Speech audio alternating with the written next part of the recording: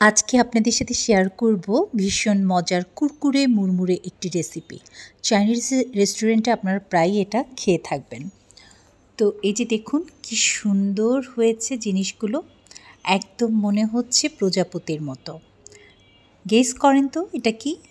তো এটা করার জন্য প্রথমেই আমি একটা ব্লেন্ডারের মেশিনের পাত্র নিয়ে নিলাম। সেটার মধ্যে আমি প্রথমে গোলমরিচ দিয়ে দিলাম 8-10টার মতো। তারপর দিলাম মাংস। এখানে একটি চিকেন ব্রেস্ট আছে আর একটি লেগ পিস আছে, তো 1/2 কেজির মতো হবে। তো পুরোটা আমি দিয়ে দিলাম। তো এবার এটা আমি সুন্দরভাবে ব্লেন্ড করে নেব। তো তার আগে একটু সয়া সস দিয়ে নিলাম। এখানে 1 টেবিল চামচ সয়া সস, 1 চা চামচ রসুন বাটা, 1 চা চামচ আদা বাটা দিয়ে দিলাম। ব্যাস হয়ে গেল। এখন আমি আরেকটা পাত্রে কিছু গাজর কুচি নিয়ে নিলাম আর 3-4টা বরবটি কুচি করে নিয়ে নিয়েছি। এই বরবটি আর গাজরটা আমি এখন ব্লেন্ড করে নেব, তবে পুরো ব্লেন্ড করব না, আধা ভাঙা করব। তো এখন আমি সব কিছু একসাথে মিশাবো, মাংস আর এই যে বরবটি গাজর সব একসাথে খুব ভালোভাবে হাত দিয়ে মিশিয়ে নিতে হবে, যেন শুধুমাত্র মাংস বা শুধুমাত্র সবজি না থাকে, ঠিক এভাবে মিশিয়ে নিতে হবে। দেখতে পাচ্ছেন। আরেকটা কথা বলি, এখানে কিন্তু পানি থাকা যাবে না। তো আরেকটা পাত্রের মধ্যে আমি 2 কাপ ময়দা নিয়ে নিলাম এবং তার মধ্যে 2 টেবিল চামচ কর্নফ্লাওয়ার নিয়ে নিলাম এবং আন্দাজ মতো একটু লবণ নিয়ে নিলাম। এবার সব কিছু আমি খুব ভালোভাবে মিক্সড করব। ঠিক যেভাবে আমি মিক্সড করছি এভাবে মিক্সড করবেন। এভাবে 5 মিনিটের মতো মিক্সড করার পরে আমি এটার ভেতরে একটি ডিম ভেঙে দিয়ে দেব। এখানে আমি একটি ডিম খুব ভালোভাবে ফেটিয়ে নিয়েছি, পুরোটাই দিচ্ছি। তো দেখুন, এখন আমি ডিমটা পুরো ময়দাটার সাথে মিক্সড করে দেব। এবার আমি একদম নর্মাল পানি অল্প অল্প নিয়ে সে পানিটা দিয়ে ময়দাটা মিক্সড করে নিচ্ছি। ব্যাস আমার ময়দার ডো হয়ে গেল। এবার আমি একটা রুটি বেলে নেব। এই যে ঠিক এভাবে রুটি বেলতে হবে এবং এখন আমি যেভাবে কাটছি ঠিক এইভাবে আপনারা কাটবেন। তো এভাবে এখন আমি কেটে নিচ্ছি। প্রথমে 2 সাইড কেটে নিলাম, পরে অপোজিট 2 সাইড কেটে নিচ্ছি। তো এরপর আমি আবার রুটিটা মাঝখান থেকে 4 টুকরা করব, মানে মাঝখান থেকে একটা টান দিব আর ওই দিক থেকে আরেকটা টান দেব। ঠিক আমি যেভাবে করছি এইভাবে আপনারা করবেন।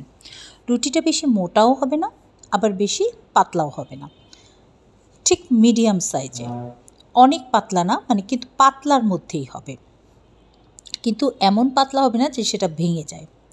এবার একটুখানি মাংসের পুর আমি ওখানে দিয়ে দিচ্ছি, দিয়ে ঠিক যেভাবে আমি ভাঁজ করছি এভাবেই ভাঁজ করতে হবে। এই 2 সাইড দিয়ে চেপে দিলাম আর এটা বোর্ডে দিচ্ছি। এখন 2 সাইড দিয়ে প্রজাপতির মতো টান দিয়ে ডানার মতো তৈরি করে নিলাম। প্রত্যেকটা কিন্তু স্কোয়ার শেপের হবে। তো ইচ্ছে করলে গোল শেপেরও করা যায়, তবে আজকে আমি সবগুলো স্কোয়ার শেপেরই বানাবো। এই যে দেখুন কি সুন্দর হয়েছে, মনে হচ্ছে শামুক বা প্রজাপতির মতো লাগছে। এই যে সবগুলো আমি বানিয়ে নিয়েছি। তো এবার আমি ভাজতে চলে এলাম। আমি কিন্তু তেলটা বেশি গরম করিনি, হালকা গরম তেলে আমি এগুলো ছেড়ে দিচ্ছি। চুলার আঁচ একেবারেই কমানো থাকবে।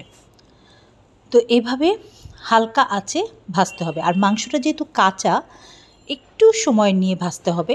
তো খুব বেশি সময় না, 2 মিনিট বা 5 মিনিট, সর্বোচ্চ 5 মিনিট, কিন্তু আঁচ বাড়ানো যাবে না। মাংসটা একটু কালারটা চেঞ্জ হলে বোঝা যাবে যে মাংসটা হয়ে গেছে, যেহেতু মাংসটা আমি ব্লেন্ড করে দিয়েছি। এই যে ঠিক কালারটা এমন হলে উঠিয়ে ফেলতে হবে। দেখুন কি কুরকুরে মুড়মুড়ে হয়েছে। আরেকটা কথা আমি বলতে ভুলে গেছি, আমি কিন্তু এটা কর্নফ্লাওয়ার দিয়ে বেলেছি, ময়দা দিয়ে বেলেনি। রুটিটা যখন বেলেছি অবশ্যই কর্নফ্লাওয়ার দিয়ে বেলতে হবে, তাহলে কুরকুরে মুড়মুড়েটা বেশি হবে। আর এটার মধ্যে কিন্তু আমি কোনো ধরনের বেকিং সোডা, বেকিং পাউডার এগুলো কিচ্ছু ইউজ করিনি। আমি ঠিক যেভাবে করেছি আপনারা সেভাবে করবেন, ইনশাল্লাহ আপনাদের ডো অনেক সুন্দর হবে। আর এরকম অন্থনগুলো কুরকুরে মুড়মুড়ে হবে, একদম রেস্টুরেন্ট ফেল। ঠিক আছে।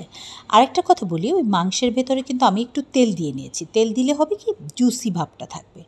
যখন মাংসটা আমরা ব্লেন্ড করব তখন এটার ভেতরে তেল দিয়ে নেব। তো যাই হোক, এই যে আমার অন্থনগুলো হয়ে গেছে।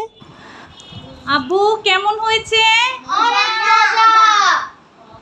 এটার নাম কি? অন্থন। এই যে পিচিরা খাচ্ছে।